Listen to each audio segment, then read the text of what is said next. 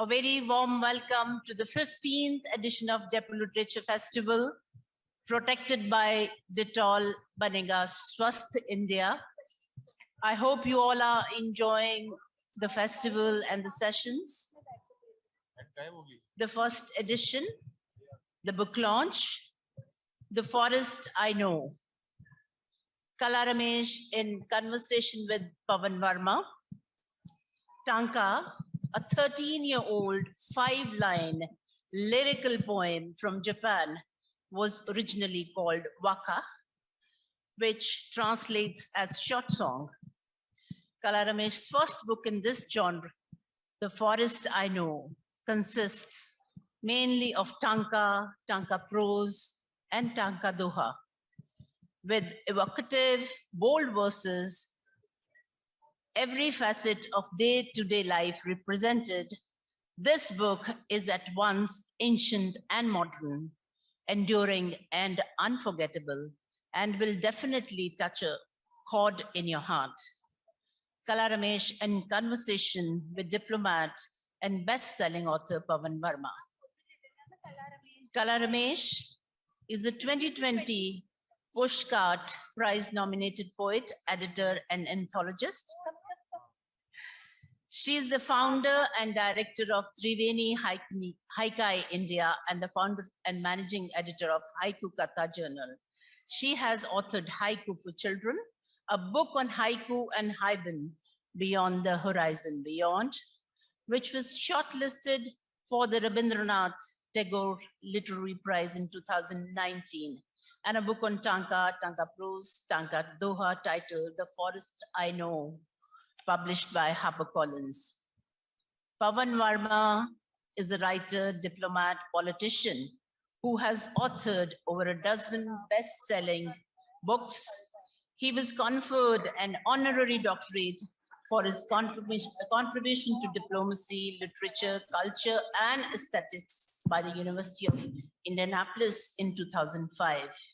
Varma's latest book is The Great Hindu Civilization, Achievement, Neglect, Bias, and the Way Forward. Over to you. The Forest I Know, Kala Ramesh in conversation with Pavan K Varma.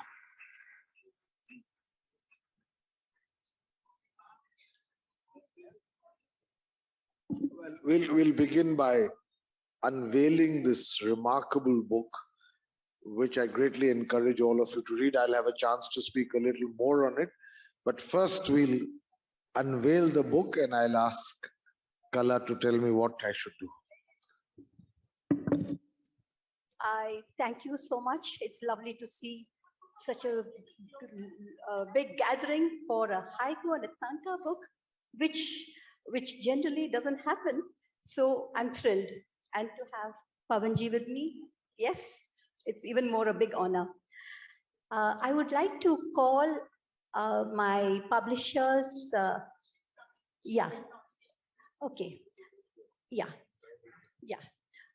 So I would like Jasia to come on stage when she gets here.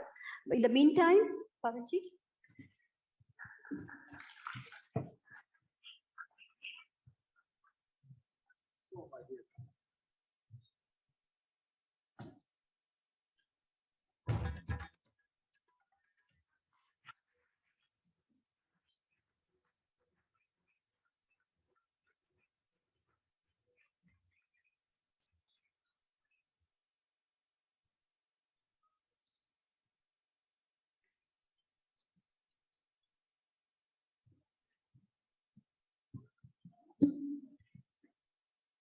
So it's a great pleasure for me.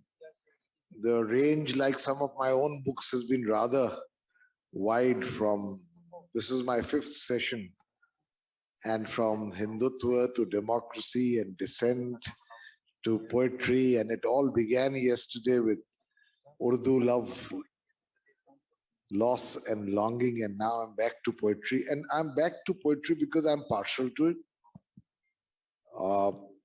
I have a long book of poems of my own color called Yudhishthir and Draupadi, which Gulzar Saab has translated into Hindustani, and of course Urdu Ghazal. My first book was on Ghalib. But this is a remarkable book. And I say this not as a literary connoisseur of poetry, but because of the sheer sensitivity to image and form. You see, poetry is about brevity of thought. It's not an essay necessarily. It's the brevity of thought and how you juxtapose one image with another, in this case, in a very limited number of lines, to create an enduring emotion or image in your mind. And it's an art. It's an art, believe me.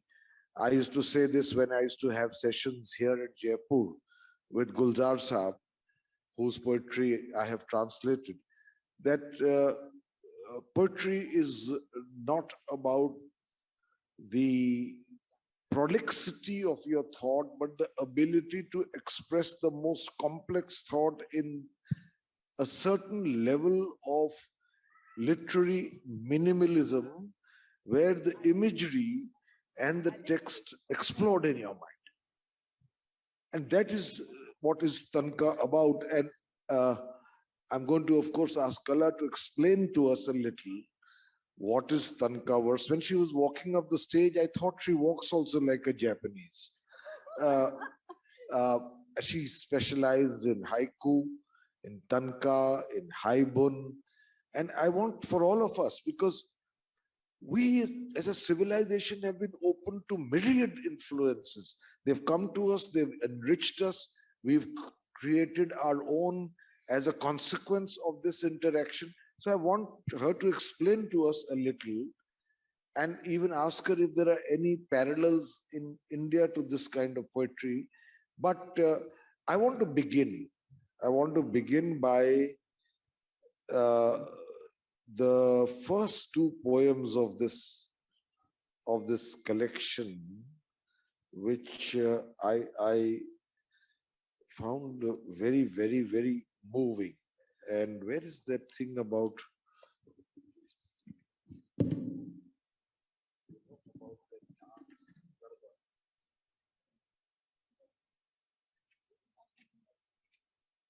Oh, thank you so much. Yes. Tanka is a 1,300-year-old art form. It's a 5-line lyrical poem. It was, haiku is much more popular. Many people know haiku, but they've not heard about tanka. And I think, if I'm right, this is the first book that has been published with a book on tanka by a well-known publisher in India.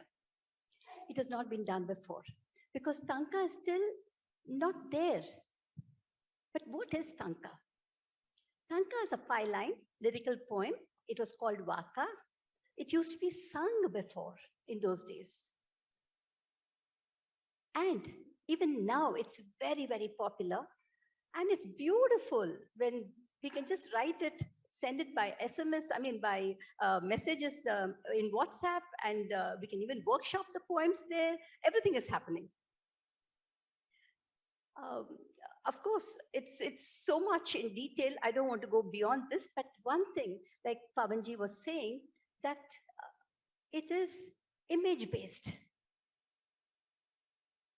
which means, first thing, we don't decorate it. We don't embellish it. You don't need to have a bombastic vocabulary.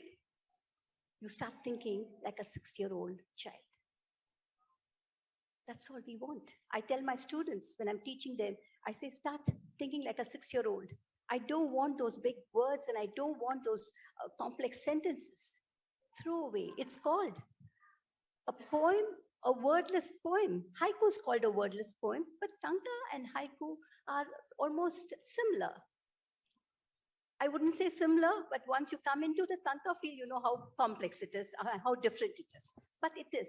But we follow the same type of nuances and the same sensibilities. So there's a beautiful quote by James Hackett, who said, if you show the moon with a bejeweled hand, all I see is the moon.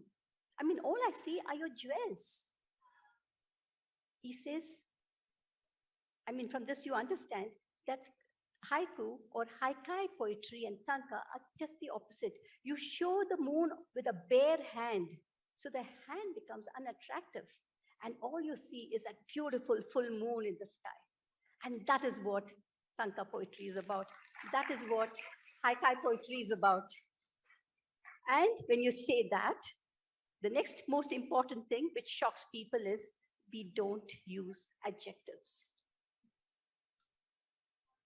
And that is difficult. We are so used to saying, even in our spoken language, we say, oh, it's beautiful, it's awesome. But it's all abstract words. What is beautiful to you might not be to me. So we say, show it in images. So it's an image poetry, a concrete poetry. And that takes time, takes a lot of time. But once you start liking it, you'll be hooked to it. It's a drug. जैसे पत्थर को तराशते हैं, वैसे you chisel away at the excess word, that avoidable addition, that unnecessary explanation, and chisel it down, pare it down to the bare minimal where only the image remains and the words become the barest possible means to create it. So that is poetry, and in our own tradition, Kala, I was speaking in passing this morning. We have something called the Brahma Sutra, which is one of our foundational texts in Hinduism, and it consists of some 550 sutras. Now, the sutra is a bare, abbreviated minimum. Atota Brahm Jigyasa. The first one just says, now let us investigate Brahm.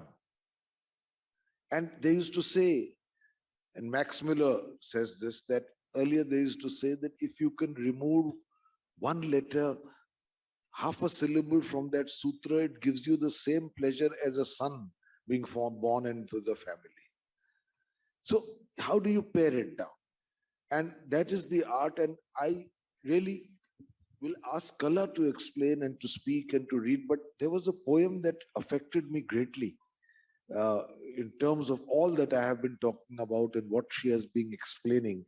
And in this book, it's at the very beginning, it's called Garbha, the womb. And I'm going to read just a few lines. The whole poem is a few lines. A sari-clad woman,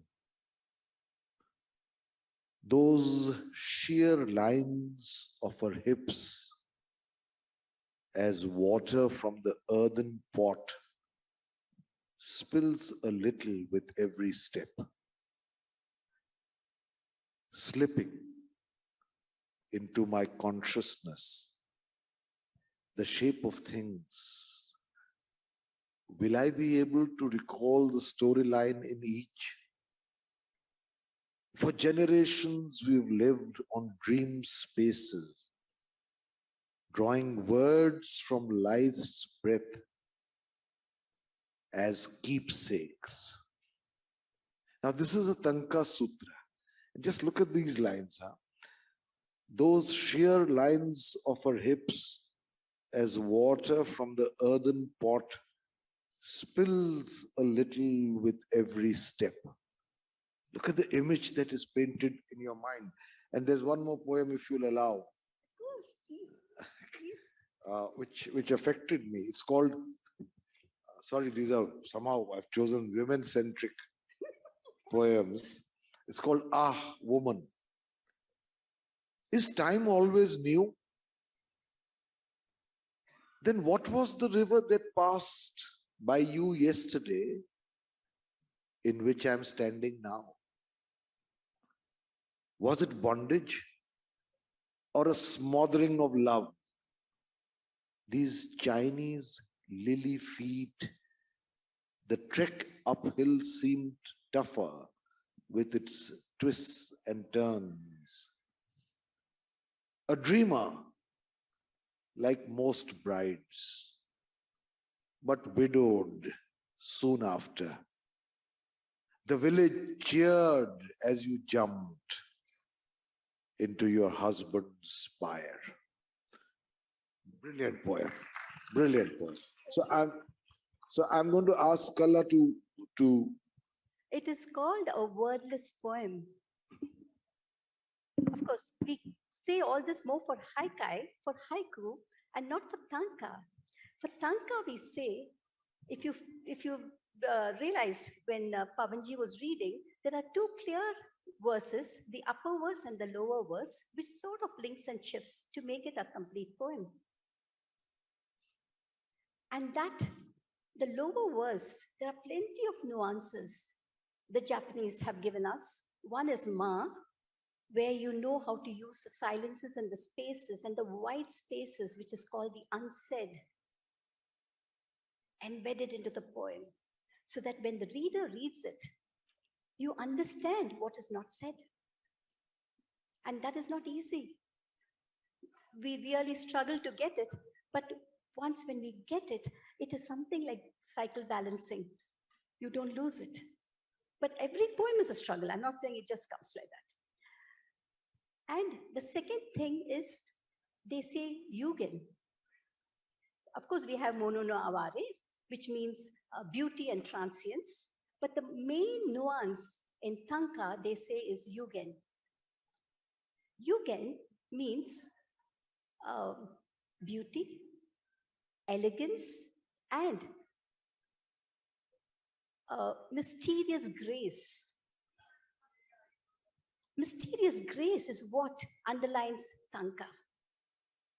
So I'll just tell you one poem, if I remember right, because you write so many poems and it's not easy to remember them. An evening of tangled thoughts. An evening of tangled thoughts through branches. Even this rugged moon looks tattered at the edges.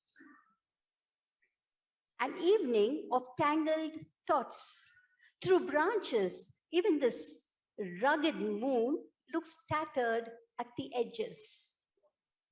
If you see, it is my feeling, I am troubled, and I see that on the moon, but I'm not exaggerating, I'm not lying, because I'm seeing it through the branches, I'm seeing a full moon, and the leaves make it look tattered.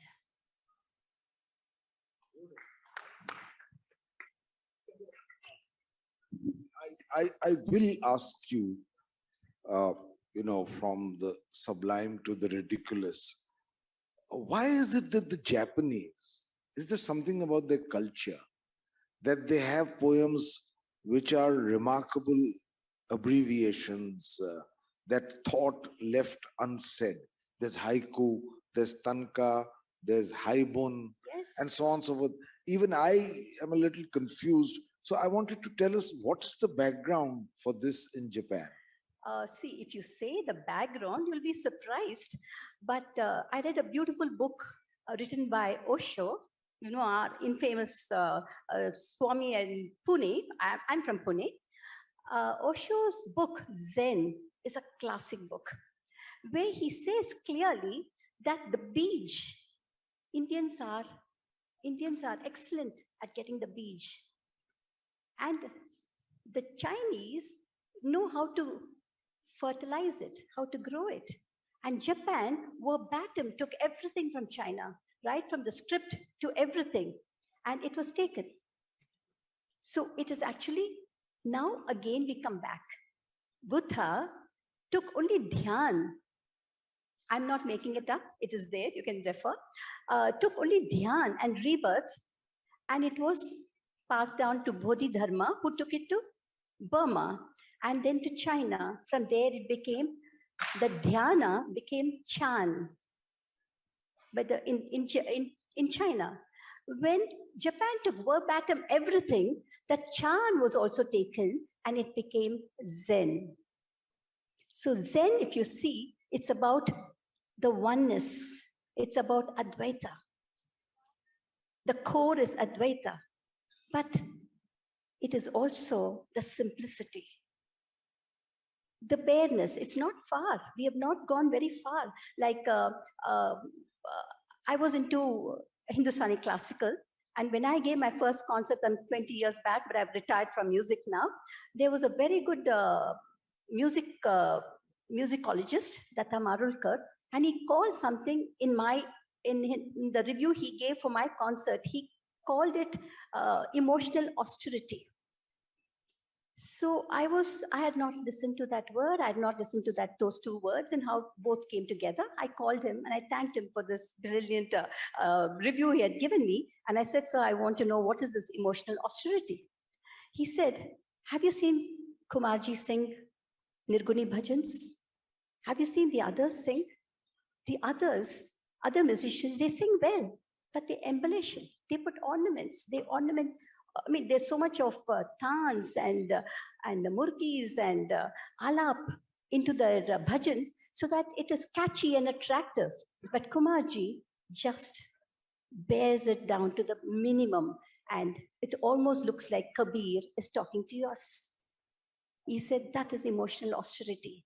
And that was 20 years back when I was not into haiku. And when I come into haiku, I said, this is what we are doing. We peel layers. There are a 6-word poem. We sit for a whole day trying to edit it. We'll be surprised. What is there in a 6-word poem? But that's how we struggle. That's all our own struggles about this. So before we end, I'm reminded in the case of this haiku, there are 4 very beautiful lines by Nida Fazli.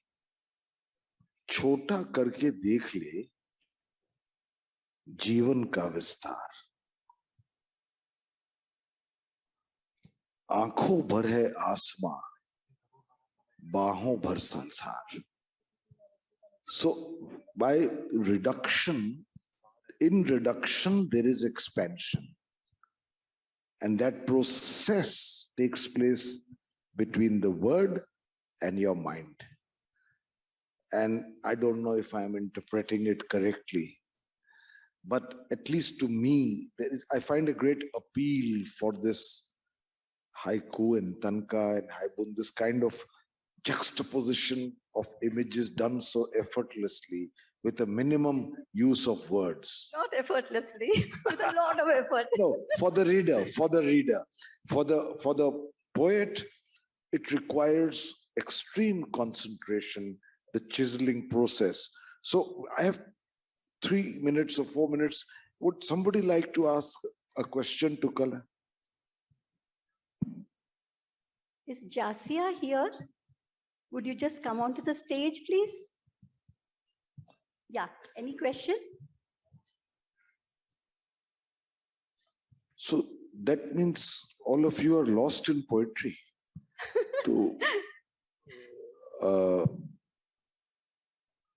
It is not so different from what we've been doing. It is just that if you take Tirukkural or you take even Kabir, Kabir, I mean, it is a statement. Here we do away with statements. This is my publicist from HarperCollins, and thank you so much. Thank you so much. She helped all of us, helped me get all this.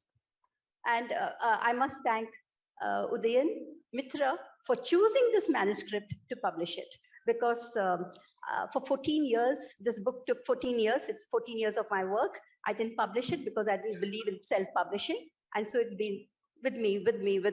And ultimately, HarperCollins picked it up and they published it. And thanks to my editor, Prerna Gill, who did a lot of work with me. And then this painting is done by a Kashmiri artist, Hussein Masood Hussein, who's a very well-known artist, and he was generous enough to lend it to us. Is there anything? Oh, wonderful. So I'd like to... Is there any question that you want to ask? Yes, okay, please. There are some questions. Oh, there are. Yeah. Okay, the young lady there. Yes. Yeah. Hello. So you did mention Kabir. So Kabir ke dohe mein, in 2 lines, right, there's a lot of wisdom that is hidden. So in tanka or haiku, when you are framing those 5 sentences, do you think that one needs to be completely in those moments of truth all the time, or does the experience help to pen down those words, or it's just like you think and it comes? See, we have something called ginkgo walk, which is a nature walk. And any meeting, we always have a ginkgo walk, because that is when we just go off into the nature.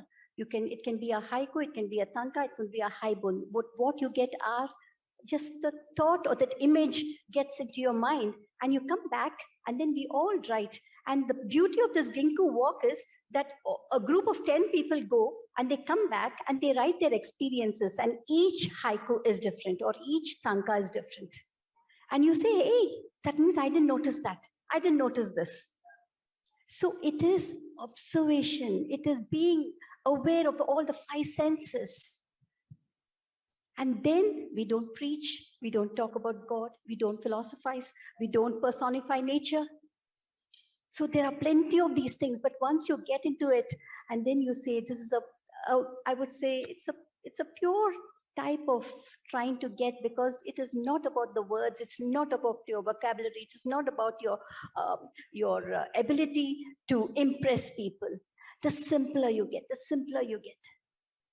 You know, I don't know whether I've regressed from your question, but when we go closer to Hindu philosophy, I shouldn't be talking anything about it before Pavanji, but we always say neti, neti. That means neither this, neither that.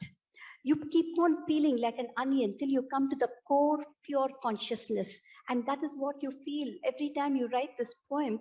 Like, I'll just tell you my shortest poem, 6-word poem, which is a haiku. Rainforest, the lives. Rainforest, rainforest, the lives I step on. See the 3rd line, how it just changes the whole poem. Rainforest, the lives. I'm just telling you the 2nd line, I'm just telling you lives, and your mind is already saying, yes, there should be so many growths and so many new things there. I'm talking about the lives we step on. So that is what it is.